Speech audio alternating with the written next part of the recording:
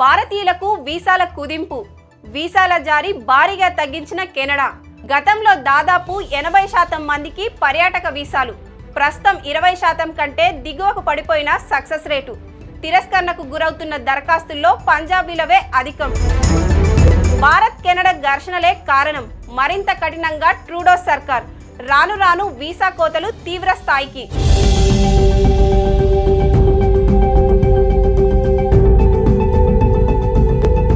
భారతీయులకు జారీ చేసే పర్యాటక వీసాల సంఖ్యను కెనడా భారీగా కుదించింది. గతంలో కెనడా పర్యాటక వీసాల కోసం దరఖాస్తు చేసుకున్న ప్రతి 100 మంది భారతీయుల్లో దాదాపు 80 మందికి ఈ వీసాలు లభించేవి.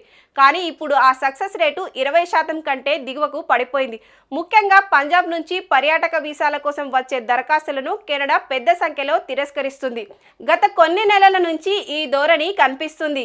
అర్హత గల దరఖాస్తుదారులకు ఇచ్చే 10 ఏండ్ల ఆటోమేటిక్ మల్టిపుల్ ఎంట్రీ టూరిజం వీసాలను నిలిపివేయడానికి కొన్ని నెలల ముందు నుంచి కెనడా ఈ ధోరణిని అవలంబిస్తుంది. తద్వారా పర్యాటకులకు తీవ్ర అడ్డంకులు సృష్టిస్తోంది.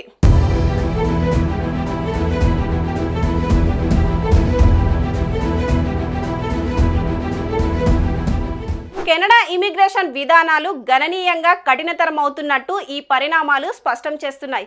వాస్తవానికి న్యూఢిల్లీ, ఒట్టావా మధ్య ఉద్రిక్తతలు పెరిగినప్పటికీ ఈ ఏడాది ప్రథమార్థం జనవరి నుంచి జూలై వరకు భారతీయులకు కెనడా ఇమిగ్రేషన్, శరణార్థి, పౌరసత్వ విభాగం, immigration, reputation and citizenship Canada IRCC 3,65,750 పర్యాటక వీసాలను జారీ చేసింది. ఇవి గత ఏడాది ఇదే సమయంలో మంజూరైన వీసాల కంటే 20,119 అధికం. కానీ ఆ తర్వాత ఈ ధోరణి తలకిందులైంది. ఈ ఏడాది జూలై, ఆగస్టు నుంచి భారతీయుల వీసా సక్సెస్ రేటు గణనీయంగా దిగజారింది.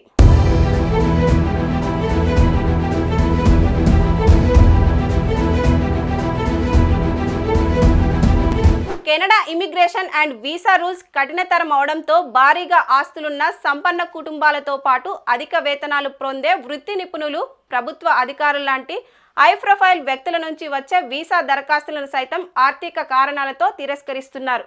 భారత్లో విలువైన ఆస్తులను కలిగి ఉండడంతో పాటు బ్యాంకుల్లో పనిచేస్తూ అధిక వేతనాలను పొందుతున్న ఓ జంట కెనడాలో శాశ్వత నివాసిగా ఉంటున్న తమ కుమారుని సందర్శించేందుకు ఇటీవల చేసిన ప్రయత్నాలు సైతం విఫలమయ్యాయని, ఆర్థిక కారణాలతో వారి వీసా దరఖాస్తులు సైతం తిరస్కరణకు గురైందని కెనడా ఇమిగ్రేషన్ నిపుణులు గుర్ప్రీత్ సింగ్ తెలిపారు. దీంతో రానున్న రోజుల్లో కెనడా వీసా పొందడం మరింత కఠినతరం కానుందన్న ఆందోళన వ్యక్తమవుతుంది.